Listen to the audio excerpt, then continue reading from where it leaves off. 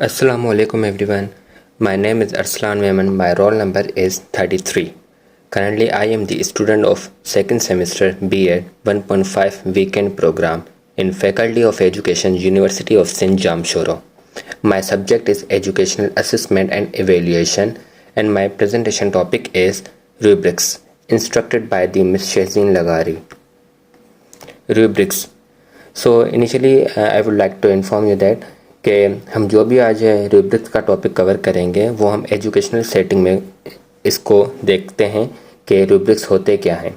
सो rubrics एक scoring guide होती है, एक क्राइटेरिया होता है या स्टैंडर्ड्स होते हैं जिसके बेस पर हम स्टूडेंट्स की परफॉर्मेंस या उनके प्रोजेक्ट्स की परफॉर्मेंस को इवेल्युएट करते हैं, असिस करते हैं, जिसमें हम इनिशियली स्टूडेंट्स को हाईलाइट कर देते हैं एक्सपेक्टेशंस क्या हैं, और ताकि स्टूडेंट्स उन एक्सपेक्टेशंस पर पूरा उतरने के लिए उसी तरीके से परफॉर्म करें जिस तरह से हम एक डेस्टिनेशन उनको दे देते हैं, फिर वो डायरेक्शन को फॉलो करते हुए उस डेस्टिनेशन तक पहुंचते हैं।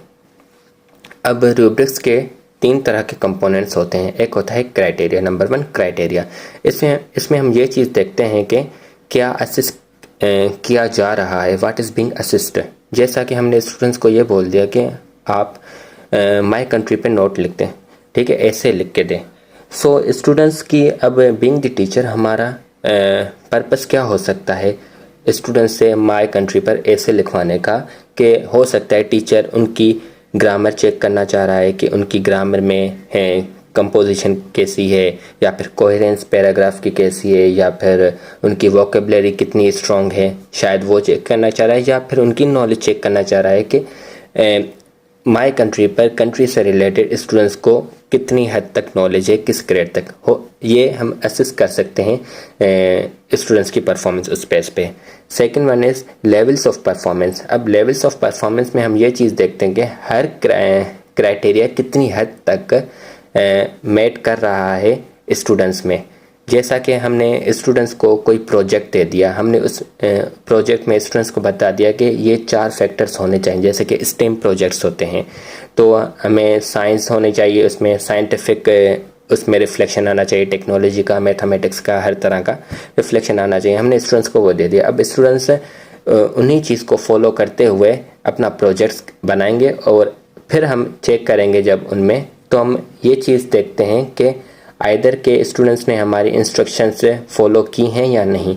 तो अगर जिसने सबसे ज़्यादा इंस्ट्रक्शंस सही तरीके से फॉलो की होंगी तो उसको हम आउटस्टैंडिंग लेवल पर रख देते हैं, उसको आउटस्टैंडिंग रिमार्क्स दे देते हैं। देन उससे कम जिसने थोड़ा बहुत चूक गया होगा फर्स्ट पोजीशन या इससे ज़रा से नीचे हो गए, तो उसको हम एक्सीलेंट लेवल पे, फिर हम ऐसे ऐसे करके बिलो एवरेज स्टूडेंट्स तक आते हैं जिन्होंने एफर्ट्स नहीं दी होंगी काफ़ी एस्पेक्ट्स में, या फिर उन्होंने प्रोजेक्ट्स नहीं बनाए होंगे। तो हम स्टूडेंट्स को ये मार्क्स इसीलिए देते हैं, ये मार्किंग सिस्टम इसीलिए देते हैं ताकि स्टूडेंट्स की इवेल्यूएशन हो सके और वो अपने नेक्स्ट टारगेट तक मूव कर सके। And third one is descriptors.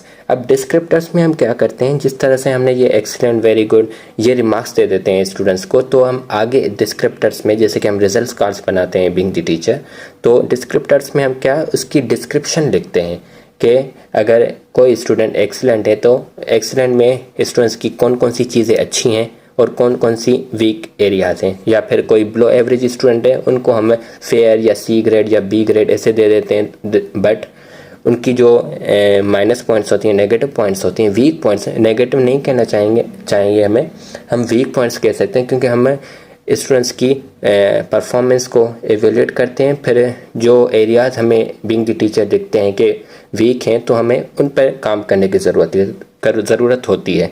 तो उन डिस्क्रिप्टर्स हम उन सेक्शंस को कहते हैं जहाँ पे हम उस जो भी हम परफॉर्मेंस लेवल दे रहे हैं स्टूडेंट को, उसको डिस्क्राइब करें उस सेक्शन में। Now come to the types of rubrics. Actually 2 types होती हैं रूब्रिक्स की, एक holistic rubrics, the other one is analytical rubrics. तो होलिस्टिक रूब्रिक्स में हम क्या करते हैं, स्टूडेंट का कोई भी प्रोजेक्ट या स्टूडेंट की परफॉर्मेंस हम ओवरऑल एक सिंगल यूनिट में चेक कर रहे होते हैं कि पूरे, जैसा कि हम फाइनल रिजल्ट्स बना रहे होते हैं। अब उसमें हम क्या करते हैं कि स्टूडेंट हमारे पास हर चीज़ का रिकॉर्ड नहीं है, बट हम स्टूडेंट्स की करंट परफॉर्मेंस देख के ये इवेल्यूएट कर लेते हैं कि हाँ स्टूडेंट्स अच्छा रहा, काफ़ी क्लासेस अटेंड की, डिस्कशन भी की थी थोड़ी बहुत, किसी टॉपिक में की, किसी में नहीं की, बट ओवरऑल सही रहा। ओवरऑल हम as a single grading scale के तौर पे स्टूडेंट को चेक कर रहे होते हैं, तो हम उस स्टूडेंट को उस हिसाब से गुड, वेरी गुड या सेटिस्फैक्ट्री मार्क्स दे देते हैं।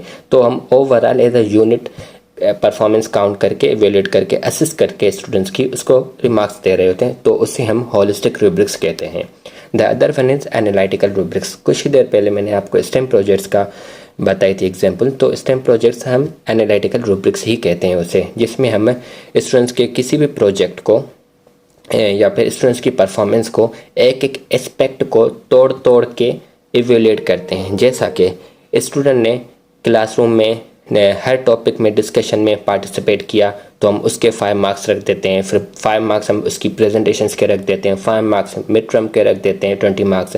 ऐसे ऐसे करके हम ओवरऑल स्टूडेंट्स की परफॉर्मेंस चेक कर रहे होते हैं कि फाइनल टर्म में भी स्टूडेंट ने अच्छा किया तो हम उसको एक्सीलेंट या आउटस्टैंडिंग रिमार्क्स दे देते हैं। अगर किसी एस्पेक्ट में स्टूडेंट ने, इस तरीके से एक बेनिफिट ये होता है कि स्टूडेंट किस एस्पेक्ट में वीक है ज़्यादा और किस एस्पेक्ट में ज़्यादा अच्छा है वो हमें ज़ाहिर हो जाता है। तो एनालिटिकल रूब्रिक्स का ये बहुत बड़ा फ़ायदा है।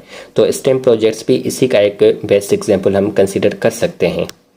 Now come to the benefits of rubrics. अब रूब्रिक्स के फ़ायदे क्या हैं? इसमें क्लियर एक्सपेक्टेशंस होती हैं स्टूडेंट्स के लिए। जैसा कि स्टूडेंट्स को ये पता होता है कि टोटल मार्क्स इस सब्जेक्ट की 100 हैं, अब 100 मार्क्स में से 20 मार्क्स मिड की हैं, 30 मार्क्स प्रेजेंटेशंस की हैं, या इस तरीके से डिस्ट्रीब्यूशन हो जाती है। तो स्टूडेंट्स उसको अचीव करने के लिए हर एस्पेक्ट पर अपनी मेहनत कर रहा होता है, ताकि मैं ज़्यादा से ज़्यादा अच्छी मार्क्स अचीव कर सकूँ। तो इसलिए स्टूडेंट्स के लिए एक्सपेक्टेशंस क्लियर होती है कि what they want to achieve. तो इसी वजह से एक कंसिस्टेंसी भी रहती है स्टूडेंट्स के बिहेवियर में, और फेयर ग्रेडिंग सिस्टम रहता है टीचर के लिए भी। तो ये एरिया और बेस्ट इसका पार्ट ये है कि रूब्रिक्स का, कि ये वीक एरियाज़ को आइडेंटिफाई करता है। कौन से एस्पेक्ट, जैसे कि हमने अभी एनालिटिकल में पढ़ा कि वीक एरियाज़ को आइडेंटिफाई करके उस पर काम करता है टीचर फिर ये कंसिडर करता है कि स्टूडेंट किस एरियाज़ में वीक है, ताकि उस पर ज़्यादा वर्क किया जा सके। और स्टूडेंट्स की वीक और स्ट्रेंथ्स का भी पता चल रहा होता है, और साथ में स्टूडेंट्स, जैसे कि मैंने आपको बताया, एक्सपेक्टेशंस क्लियर होंगी तो आउटकम्स भी बेहतर से बेहतर आना शुरू होंगे। और इसी तरीके से ट्रांसपेरेंसी होती है, मतलब कि हर किसी के लिए इक्वल फॉर्मेट होता है, बायसनेस नहीं होती, पार्शलिटी नहीं होती। Thank you so much. तो हमने आज रूब्रिक्स क्या है ये पढ़ा, देन हमने 3 कंपोनेंट्स भी उसके पढ़े और उसकी 2 टाइप्स पढ़ी, होलिस्टिक और analytical rubrics. Then we went through the benefits of rubrics. Thank you so much. I hope कि ये आपके लिए बहुत बेनिफिशियल रही होगी वीडियो। जज़ाकल्लाह।